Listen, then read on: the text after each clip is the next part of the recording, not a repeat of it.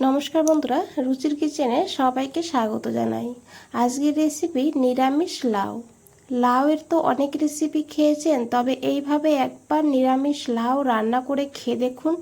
দুপুরবেলা গরম ভাতে আর কিচ্ছু লাগবে না, এটা দিয়েই কিন্তু পুরোটা খাওয়া হয়ে যাবে। চলুন রেসিপিটা দেখে নেওয়া যাক, আশা করি ভালো লাগবে। এখানে মিডিয়াম সাইজের একটা লাউ নিয়েছি। লাউয়ের খোসাটা তুলে ভালো করে ধুয়ে নিয়েছি। তারপরে লাউটাকে এইভাবে ঝিরিঝিরি করে কেটে নিয়েছি। তো দেখুন এইভাবে লাউটাকে কেটে নিতে হবে। আর এখানে একটা কড়াই বসিয়ে দিয়েছি, কড়াইয়ের মধ্যে এই লাউগুলোকে দিয়ে দিতে হবে। লাউটাকে একটু সিদ্ধ করে নেব, সেই কারণে আমি কড়াইয়ের মধ্যে লাউটাকে দিয়ে দিয়েছি।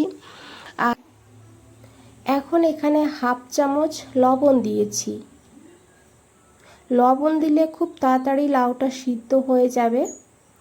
আর দিয়েছি হাফ কাপ জল।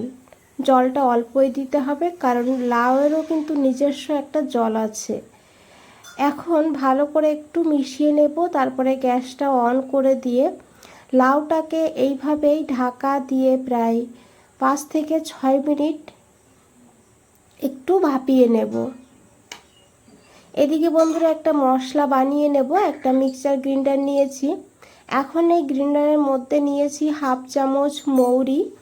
যেহেতু অল্প মৌরির পরিমাণ, সেই কারণে প্রথমে একটু শুকনো অবস্থায় গুঁড়ো করে নেব। এইভাবে দেখুন ভালো করে গুঁড়ো করে নিয়েছি। আপনারা চাইলে মৌরির পাউডার গুঁড়ো এখানে ব্যবহার করতে পারেন। তার সঙ্গে দিয়েছি এখানে হাফ ইঞ্চি আদা, আর দিয়েছি এখানে কাঁচা লঙ্কা দুটো। তবে ঝালের পরিমাণ আপনারা আপনাদের প্রয়োজন মতন নেবেন। একটু জল দিয়ে মশলাটাকে মিহি করে বেটে রেখে দিলাম।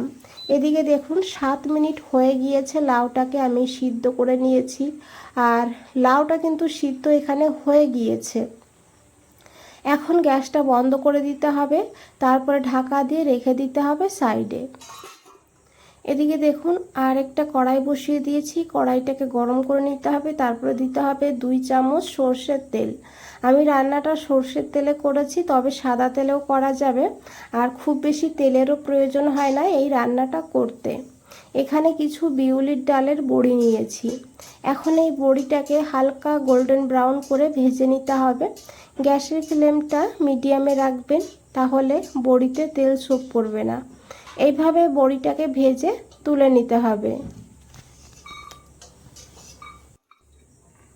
এই তেলের মধ্যেই একটা তেজপাতা দিয়েছি, আর দিয়েছি এখানে 2টো শুকনো লঙ্কা। খুব সুন্দর ফ্লেভার হয় শুকনো লঙ্কা দিলে। আর এরই সঙ্গে আমি দিয়েছি এখানে হাফ চামচ গোটা জিরা। তবে গোটা জিরার পরিবর্তে আপনারা এখানে 5 ফোড়নও নিতে পারেন, তবে জিরে দিয়ে রান্না করলেও ভালো হবে খেতে। ফোড়নটাকে একটু ভেজে নিয়েছি, তারপরে সেই মৌরি আদা বাটা দিয়ে দিয়েছি একটু হিং। যেহেতু নিরামিষ, তাই একটু হিং দিলে খুব সুন্দর একটা ফ্লেভার হয়। আর লাউয়ের সঙ্গে কিন্তু হিংয়ের ফ্লেভারটা খুব সুন্দর হয়। এখন 2 মিনিট এই মশলাটাকে ভেজে নেব, যাতে মশলার কাঁচা গন্ধটা না থাকে। বন্ধুরা এইভাবে একবার হলেও বানিয়ে খেয়ে দেখবেন, অসাধারণ লাগে খেতে। তারপরে আমাকে জানাবেন কমেন্টসে কেমন লেগেছে আপনাদের। এখানে আমি দিয়ে দিয়েছি পরিমাণ মতন লবণ, তবে খেয়াল রাখবেন লাউ সিদ্ধ করার সময় কিন্তু লবণ দিয়েছিলাম। দিয়েছি এখানে অল্প করে একটু হলুদের গুঁড়ো। হলুদের গুঁড়োটা কিন্তু কম দিতে হবে। একটু জল দিয়েছি, দিয়ে ভালো করে মিশিয়ে নেব।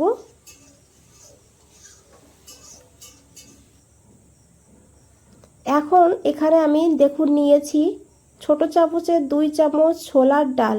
ডালটাকে 2 ঘন্টা আগে ভিজিয়ে রেখে দিয়েছিলাম। এখন এই ডালটাকে বেটে নেব অল্প করে একটু জল দিয়ে।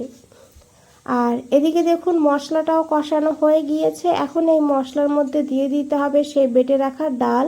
আর ডালটাকে বন্ধুরা এইভাবে কিন্তু একদম স্মুথ করে পেস্ট করতে হবে।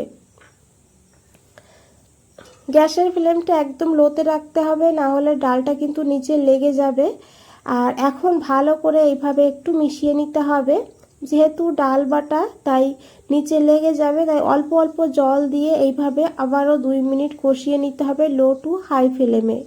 ডালটাকেও একটু ভেজে নিলে স্বাদটা কিন্তু অনেকটা বেড়ে যাবে।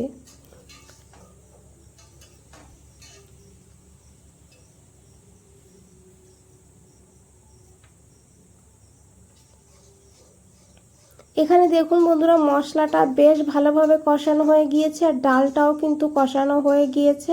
এইভাবে কষিয়ে নিতে হবে।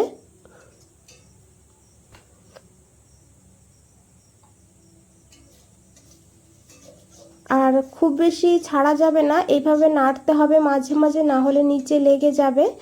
আর এখন এখানে দিয়ে দিতে হবে সেই লাউয়ের তরকারি, পুরোটাই কিন্তু এখানে ঢেলে দিতে হবে।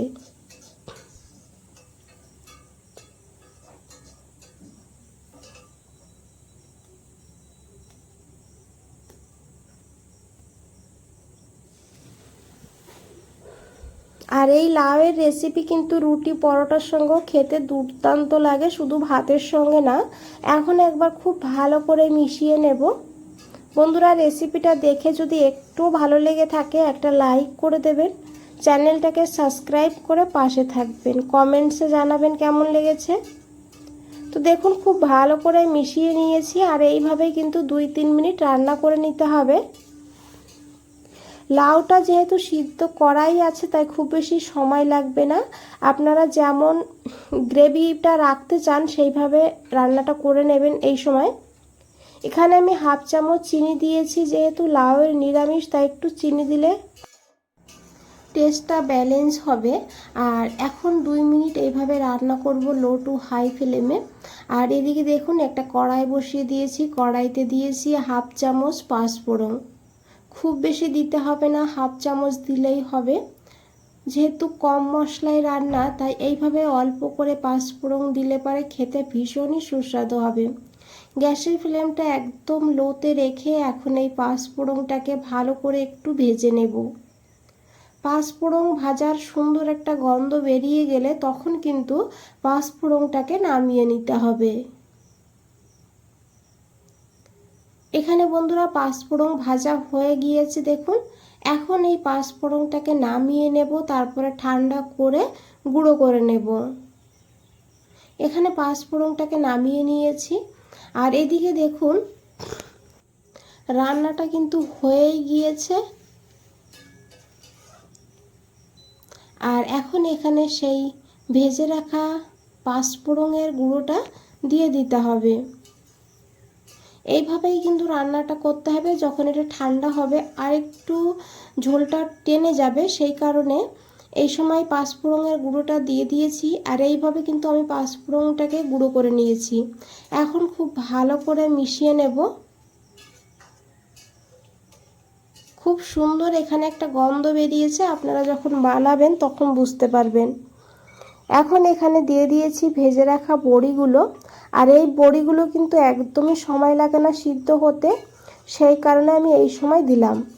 এখন দিয়ে খুব ভালো করে মিশিয়ে নিয়েছি। তারপরে এখানে দিয়েছি চেরা কাঁচা লঙ্কা সুন্দর ফ্লেভারের জন্য, তবে আপনারা দিতে না চাইলে নাও দিতে পারেন, দিলে খুব সুন্দর একটা ফ্লেভার হবে। ঢাকা দিয়ে লো ফ্লেমে 2 মিনিট রান্না করব, তারপরে গ্যাসটা বন্ধ করে আরও 2 মিনিট রেখে দিয়েছি। বন্ধুরা, আশা করি দেখে বুঝতেই পেরেছেন কতটা লোভনীয় লাগছে দেখতে, খেতেও কিন্তু দুর্দান্ত হয়। একবার হলেও বানিয়ে দেখবেন। বন্ধুরা, আজ তাহলে এই পর্যন্তই, ফিরে আসছি নতুন কোনো রেসিপি নিয়ে। ভালো থাকবেন, সুস্থ থাকবেন, সবাইকে অনেক অনেক ধন্যবাদ এত সময় ধৈর্য ধরে রেসিপিটা দেখার জন্য।